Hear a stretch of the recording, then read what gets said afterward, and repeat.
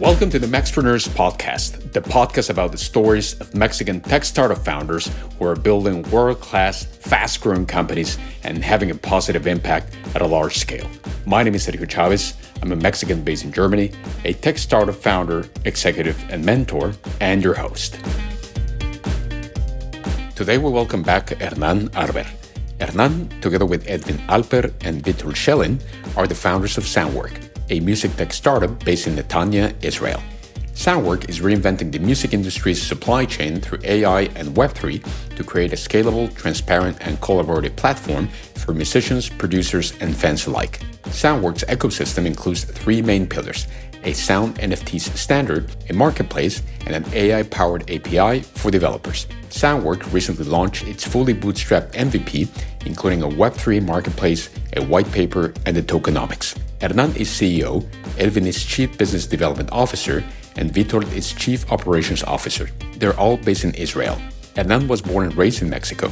Edvin and Vitold are originally from Lithuania, but moved to Israel at a young age. Hernan is responsible for the overall company vision, leadership, strategy, fundraising, and product development. You can learn more about Hernan and his professional journey through the previous podcast episode. Edvin leads go-to-market, including partnerships with key players in the music industry, primarily music labels. He's also the founder of Function Loops, another music tech and sound design company launched in 2011, which develops sounds and production tools for DJs, producers, musicians, and beat makers. Edvin's experience and network have been key in the creation of Soundwork. Finally, Vitold is responsible for Soundwork's operations end-to-end. He's also an experienced tech executive and a serial entrepreneur. I hope you enjoy. Support for this episode comes from Skyflare, a cybersecurity company with a mission to make e-commerce safe for online shops and which currently protects dozens of Shopify-based businesses through its 360 degrees holistic protection.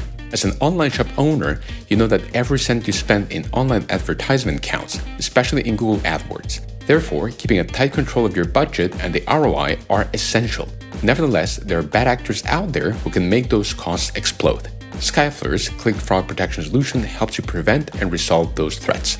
At Mexpreneurs, we had the privilege to have Skyflare's founders in the podcast, including Juan Ocampo, a Mexican tech startup founder, and Skyflare's Chief Operations Officer. Visit skyflare.com/Mexpreneurs to learn more and also to get a 10% discount during your first 3 months of your annual subscription. Skyflare is at the moment available in Europe, Mexico, and Canada through the Shopify App Store. Hello, Hernan. Welcome back. Hi, Sergio. Thank you for having me once again. And thank you. It's a pleasure to have you back, Hernan. So please tell us, what is Soundwork?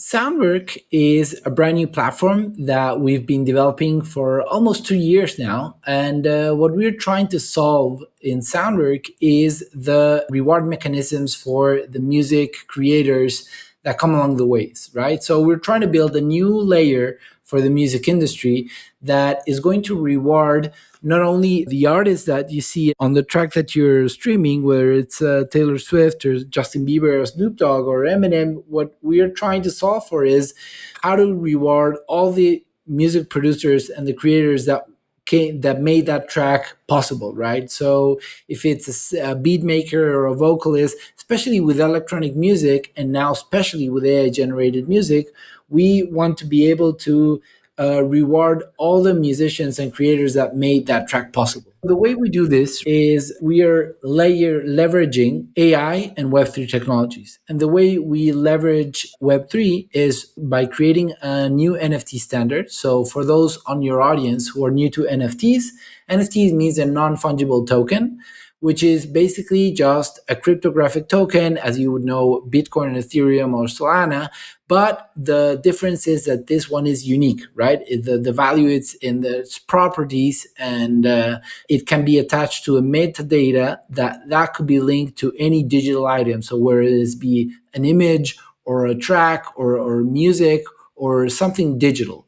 And the whole point of NFTs is that it allows us to provide digital ownership of a digital item. Before NFTs, you could copy paste whatever file and send it over WhatsApp or email, and then who owns it? That is what NFTs allows us for. And then we're leveraging on a very particular standard that is tailor made for sound. So the things that we need to identify music piece, where it is the keynote and the BPM, which is the rhythm, and the bass note or the genre or the type of sound. So everything that's being tailor made for those sounds is going to be available on that NFT standard. Now, the second layer of our solution is the marketplace. So the Alpha marketplace is already available in the Solana DevNet. And what we allow for there is not only an NFT marketplace that allows you to buy and sell and bid for items, but it also allows you to lease an item. So that will allow you to get a music element and then use it for your music, and even if you don't own it. So that's something special about the marketplace. And on top of that, which is the most interesting part of the platform, is the AI powered API, which is meant for either individuals or developers that are making a consumer app, or for example gaming. There's a game developer that wants 10 levels of this racing car, high energy, electronic, but also rocking music sounds. And they can prompt our API and get their music for their game, not only copyright free, but they don't need to worry about if the creators are getting rewarded, which is something very problematic now with the AI generated music. So we want to enable this layer of rewards that will allow us to have all the AI generated music in the world we want, but to know that our artists and creators are taken care of. So that is something very important moving into this new AI era. And that is basically what we're solving for. And that's Soundwork in a nutshell. Of course, we can dive deep into all the analysis and all the solution, but that's basically what we are building. That's incredible. And also, just for those of us that are not so into how the music industry supply chain currently works, like what exactly is happening nowadays? Like, are these different individuals that are contributing to the creation of a sound set, like, are they not rewarded? Is it difficult to track who contributed? They're not being rewarded proportionally. So let's say how it works today is we have some centralized incumbents that provide all the samples and sounds for musicians and music producers. And they provide you with a very simple to use plugin for your digital audio workstation. And you just basically pay a membership and drag any sound you want, and that's it. You don't have to worry, which is quite comfortable, and that is a user experience that we want to emulate. But what happens in the background is that the labels and music producers that are producing those samples and sounds, they get a one-time fee.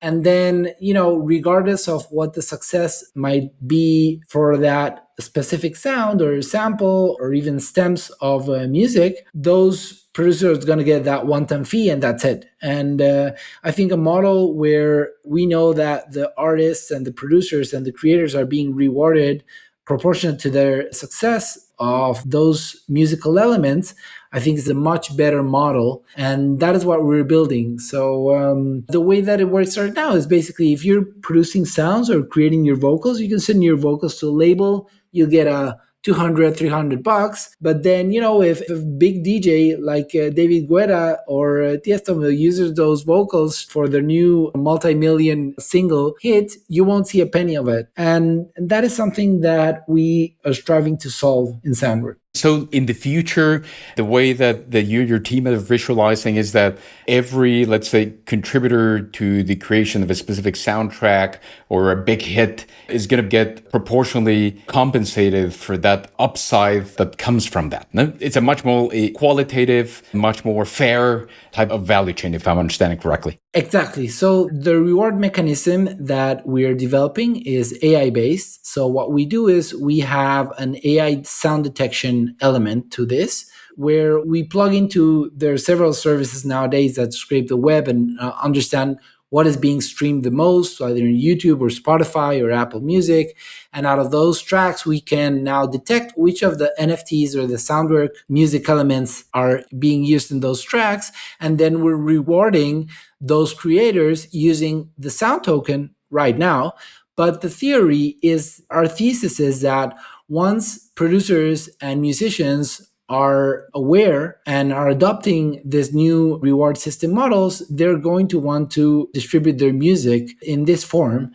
And that way, we can also be able to tap into the actual streaming revenue to reward those artists. So that's basically what we're striving for. So we have also an AI generative element to the platform and an AI based sound recognition element to the platform that is allowing us to basically, what Shazam did many years ago. Shazam just basically identifies the sound wave, the digital signature of the sound wave, and pairs it up with a huge database and tells you, oh, yes, this is the sound, this is the track that you're playing. So basically, what we want to do is take it one step further and recognize out of the sounds in the marketplace which are being played the most. And thinking about the secret sauce of Soundwork, is it that combination of those three elements, so meaning NFT, marketplace, and API? Or how would you describe what's unique from Soundwork? There's a technical secret sauce, which many would say, well, wait, you won't be able to scrape the entire web at all times and dissect every single piece of sound that's being streamed. And that is true.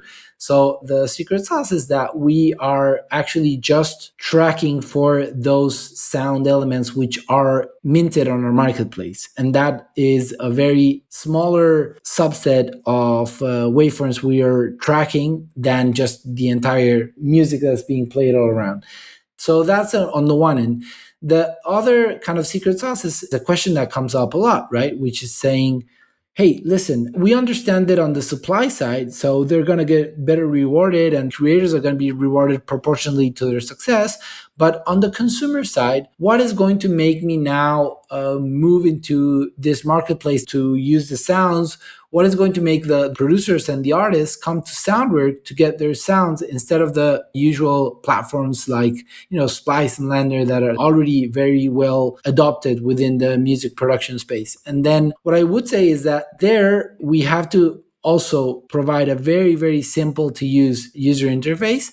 And then the approach that I think will set us aside is the AI powered API. So when we allow for excellent music to be created automatically by some not even musicians, but only background music for your podcast or your YouTube video, and we are doing it a very seamless way, I think that will bring the producers and the artists on board, which in turn will bring on their fans. And that is another layer that I think it's great to take into consideration, because until now, you bought a sound pack, and whether you use those sounds or not, that's it. That's the use case.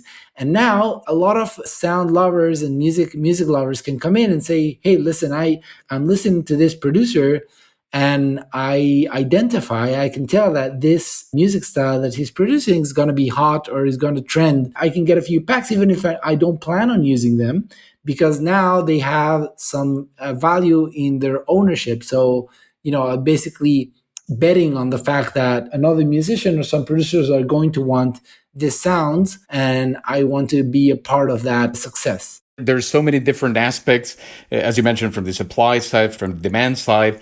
It's a super interesting space in which you are. And now, Hernan, I would love to talk a little bit about the traction that you've seen. So you've already been in this journey for quite some time. What are some of the feedback? What are some of the partnerships? What are some of the big milestones that you guys have achieved so far? So in terms of milestones, we have basically launched our MVP fully bootstrapped. So we did the whole tech specifications. We did the research.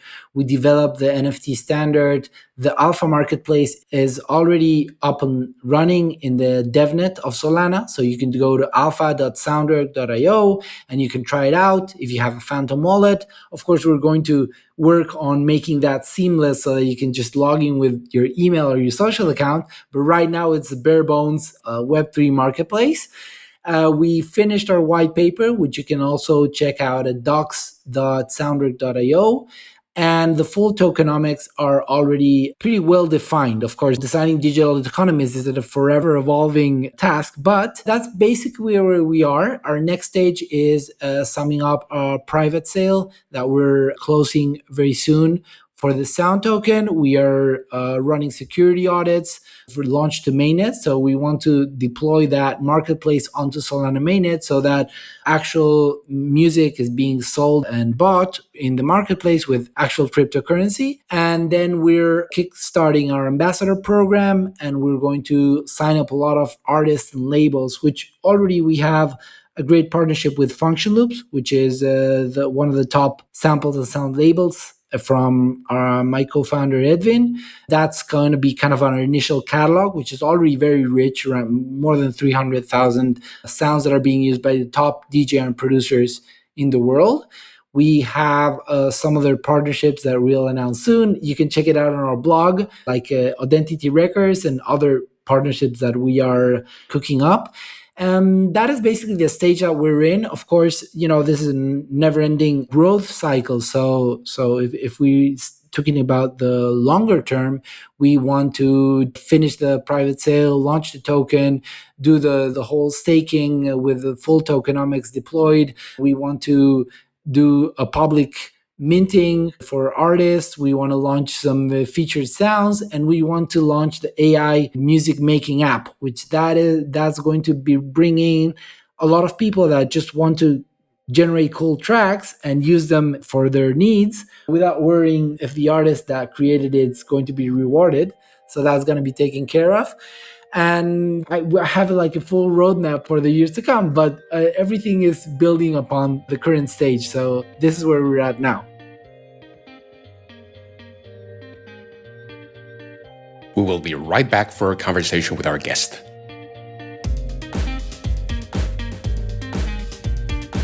Support for this episode comes from Partnership Leaders, the leading community of partnership professionals and executives in SaaS and tech with over 1,500 members globally. We're living in the decade of the ecosystem, and every CEO needs to become a partnership leader. Just take a look at the top companies in the world today, like Microsoft, Google, and Apple. They have all become platform companies, and partnership executives in IT have been the ones leading these transformations. Partnership Leaders brings these executives together and is building a playbook to enable CEOs and business leaders across industries to transform their organizations into platform companies. If you're a tech startup founder, Partnership Leaders is the place for you to learn how to leverage partnerships to take your business to the next level. I'm a member of PL and co-host of the Germany chapter, and have seen firsthand the richness and value of this incredible community. Visit partnershipleaders.com to learn more and to apply to become a member. Make sure to mention in your application that Mexpreneurs referred you, so you can receive a special price if your application is accepted.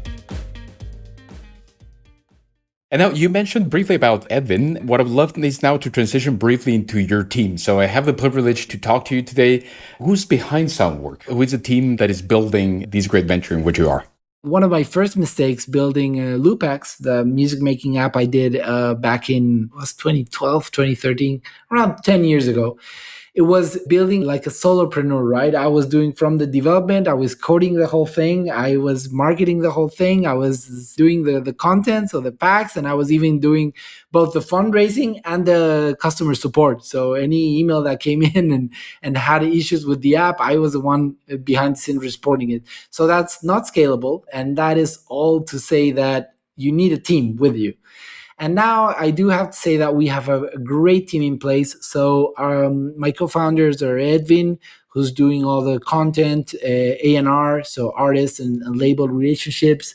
We're leveraging all the music and his music tech experience from there. We have Vitold running operations. He's helping me with the day-to-day things and fundraising and the whole investor relationships aspect of the company.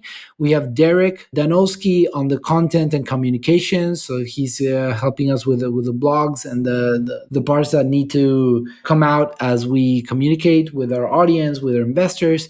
We have Willow on the community management side of things and the growth and marketing side. And then we have our development team, which is led by Jimmy, our backend, and Solana genius. He's doing all the programs and the DevNet and the whole backend part. We have Kasuba. They're both Jimmy and Kasuba. One is in Nairobi, the one's in Kenya. So they're in Africa. They're doing Kasuba's doing front end. We have a great new addition to the team, which is Valerio and Federico, which are doing the AI music making. And that is basically all the team. I know that I'm just mentioning names up in the air, but it's becoming a larger team as we speak. But that is the core team that we're doing the bootstrap with. And it's the most important part of the journey and being entrepreneur, right? So there are many founders that think that, being the CEO is kind of just being the head honcho and just taking a bird's eye view on the things, but it's actually serving your team, right? That's how I view it. My job is to make sure that everyone in the team succeeds at doing what they're best at. And if something's not flowing smoothly, that's, I think, my responsibility as a founder to make sure that I can unblock things. I can, sometimes it needs either coaching or instructions, or sometimes the requirements need to be better specified. All that is to say that we have a great team in place, and I'm very lucky to have all the team members that have joined so far.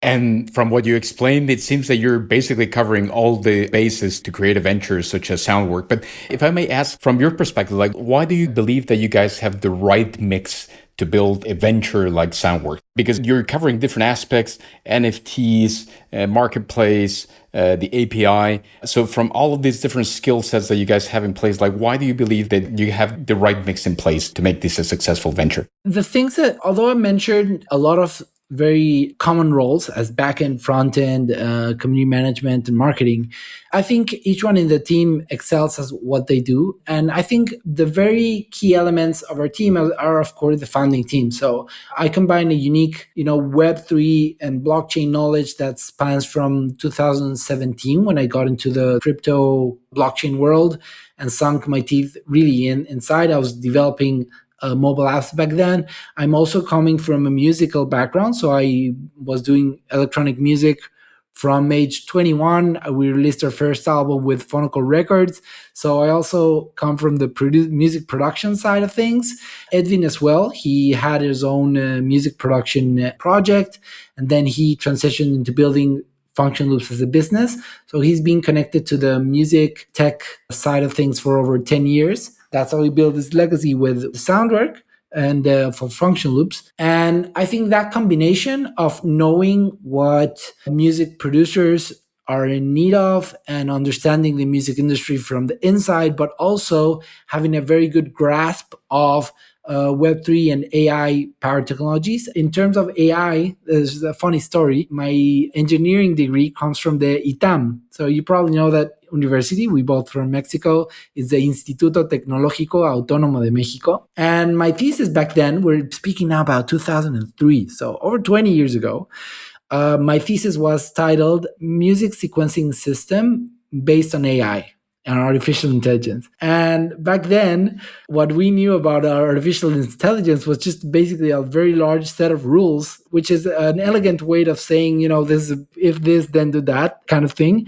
And I remember my assessor, which is like, my thesis coach, going after we presented and the graduation, telling me, Hernan, this whole AI thing, it's not really that intelligent, and that kind of made me a bit drop the AI narrative for a couple of decades and pick it up now that after ChatGPT has exploded onto the scene and seeing what we're doing with AI generated art. So it's very interesting, but that comes to say that I do have a very strong AI passion for AI and digging deep into that going along a few years. So I think the combination of deep technological knowledge and inside knowledge from the music industry, I think both are important to build a project like Soundwork. And also, you were mentioning about your two co-founders, Hernan. So could you briefly share with us, like, what's the origin story? How did you guys got together, and how do you ended up deciding to build this venture together? Basically, the story is quite funny because, as I mentioned, I entered blockchain space in around 2017. I started digging deep into the new layer ones after Ethereum's rocket success and that everything was being built on Ethereum. The theory of that a layer one blockchain that is fast, cheap, and scalable needs to be created because the gas fees on Ethereum and the speed of transactions are not really at par with actual consumer apps that we see today, not to mention social networks or the sorts. That is when I dug into very deep into EOS, which is the first delegated proof of stake blockchain. And that is kind of, EOS, for the ones who don't know, it's kind of a predecessor to Solana. So Solana is the one that has really broke through and kind of crossed that chasm of mainstream adoption. But EOS back then, technologically wise, there was nothing like it. So I created the EOS community, EOS Israel. I founded and started bringing businesses and bringing people together. And I had a very, very, very harsh lesson there after 5 years of trying to grow the EOS ecosystem, that which is don't marry your coins or don't marry your investments. I couldn't see it back then. I see it now, but it was very hard. It was a very tough road to try and grow the ecosystem. And my last attempt at growing the EOS ecosystem was building a launchpad, which was called EOS Starter. We created it. We did a very large NFT sale for that time. And we wanted to promote projects building on EOS. And to my surprise, when I started reaching out to projects, I found that, wow, there are very few developers actually building on EOS. Understood that we are going to have to build this internal kind of dev shop for Web3 projects. So one of the ideas that popped up once I met Edvin is, hey, listen, your industry, function loops, it's like ripe for disruption. You have all these centralized players that have this very comfortable model where none of the creators are being rewarded like proactively on their sounds and samples. I think that we might build something that can really click. This industry is like ripe for disruption. Long story short, that got us started in the idea of Soundwork. We started with a very simple website, an idea, and Edvin was initially going to lead the whole thing until a few months in, he told me, Hernan, I don't get this blockchain thing. Well, what is it? What is the actual thing we're building? And then, it also taught me another lesson, that not everyone has your knowledge, and assuming that because you've spent the last 5 years studying a subject doesn't mean that everyone's going to get immediately what is it that you're trying to build. That is also a very important lesson that I've now understood. And that's why I try to break down all these Web3 concepts in layman terms and in very, very simplistic terms as much as I can. And I love that what you mentioned, no? In terms of also the importance of communicating that in simple terms, not only for your co-founders, but I would imagine that equally applies for investors, for customers, no? Because I think it's a technology that is indeed fascinating, but indeed the technicalities between it can become quite complex and overwhelming for somebody that is let's say an outsider, no? 100%. And for other founders out there, explaining what you're building in simple terms is the key to getting funded. Otherwise, nothing's going to happen. I'll tell you about between 85 and 90% of investors that has turned us down. They're always saying, wow, this looks amazing. This is very, very, the technology and the project and the design and the sounds that we're listening, everything looks great. But I'm not from the music industry. I don't really know how this works. I don't understand blockchain. I don't know what you're building and what do you need a token for, and explaining how everything, all of these technological pieces come together to solve one big problem. That is what probably, I get from most of the investors. They're not saying, this doesn't sound interesting or interesting, or we don't see huge potential there. Most of them are saying, listen, I don't really understand all the intricacies of what you're building, and I think I won't be able to add enough value to the project, and therefore that's why I've seen them pass on the investment. So distilling them in very simple terms is the basis of getting not only your investors on board, but many times the people on board, right? The audience that we're appealing to, most of them, they don't want to know what are NFTs and how do you open a wallet and plug into the blockchain space, and why is it different than just using regular sounds. And that is something that'll take us a while to break down for everyone, but it's a critical part of, of delivering your message, right? Trying to explaining it in simple terms. What I would love now to learn is about the priorities for Soundwork in the next, let's say, 6 to 12 months. You already mentioned about some of the things that you're cooking, but I would love if you can share with us just a brief summary of it. Our main focus right now is preparing the market for mainnet. That is a lot of work because everything needs to click. We need to have at least bugs as possible. If you're willing to help us with our alpha marketplace, please join our Discord and we'll guide you through it. There are some perks and some nice rewards for everyone who's helping us test and give us feedback on the current marketplace. Once we have the marketplace in mainnet, our focus is going to shift. It's going to still always be improving the marketplace, but the focus is going to shift into building and deploying the AI music maker, leveraging the marketplace sounds, and launching our ambassador program. And once we have that, we'll be able to begin the toughest and I think most complex element of the platform, which is the rewards engine, which is the whole AI-based mechanism for tracking where the sounds are being utilized and how to best reward our creators. So that's kind of the technological roadmap. But in terms of the consumer-facing roadmap, well, when we launch the marketplace, we are planning on doing a very interesting and compelling NFT drop. If you're interested in the project, you should tune in to soundwork.io and stay tuned with us. Sign up for the launch. And we're contacting labels, artists, very cool sound makers, beat makers in the space, vocalists, musicians.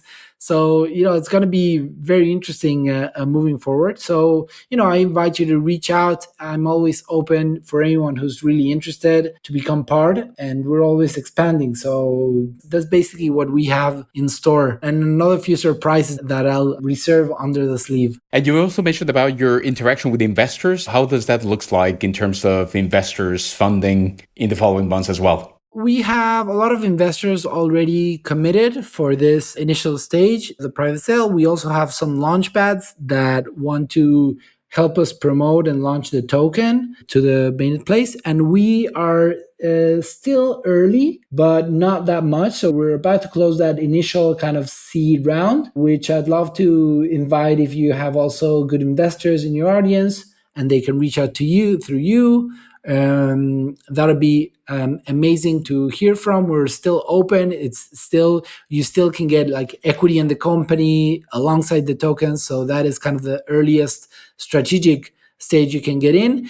And later on, it's mainly going to be through either public access or a live trading token or the IDO. So later stage is going to be a different market, but we're always open to investors that are interested in becoming part of this. And then we're reaching the end of our conversation. So what I would love is to learn from you about your best advice for aspiring founders. I think you already gave us some incredible golden nuggets throughout our conversation, also through our previous conversation, like what you were mentioning in terms of the communication, like the simplicity of the message. I think you already mentioned a lot of great insights for aspiring founders, but what I would love is to hear from you, like what would be like your best advice for those that are listening to you that would like to create a venture with a similar scale, with a similar dimension as what you're doing? Other than, as I mentioned regarding the team, right, that you really do need to become the main servant of your team to allow them to success. So build a great team. That is, like it sounds cliche, but it is really the key to everything. Other than that, I would say resourcefulness. So be resourceful. It's very important to stay in the mindset of how can we make this happen and not why can't we make it happen or what's in our way. Coming up with the resources and resourcefulness, that's critical for being a founder.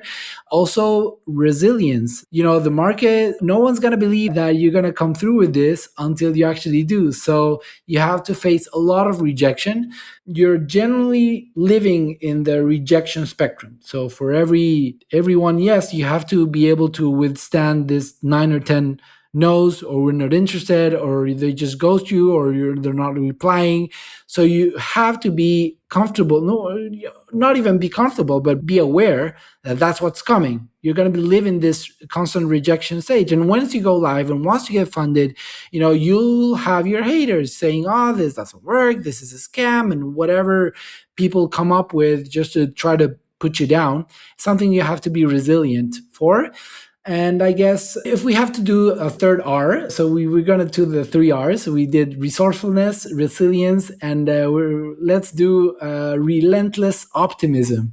That'll be the third R. So be relentless in your optimism towards what you're building. If you're not fully committed and high conviction that what you're building is needed, so it's solving a real problem, and that is going to happen, it's going to happen eventually. That's what I use to keep me going, and I would advise every founder to retain that relentless optimism even in the face of things not looking the way, and you will be dealt with a lot of struggle. And then the starting phase of the creation is not the same as when we're launching it and when you're growing it, and all those phases face their own challenge. Those are, to wrap it up in a digestible package, I would say those are the main three, resourcefulness, resilience, and then relentless optimism. You definitely need to trademark those 3 Rs, Hernan. I'm going to make a post about that, right? This is part of the new post I'm making.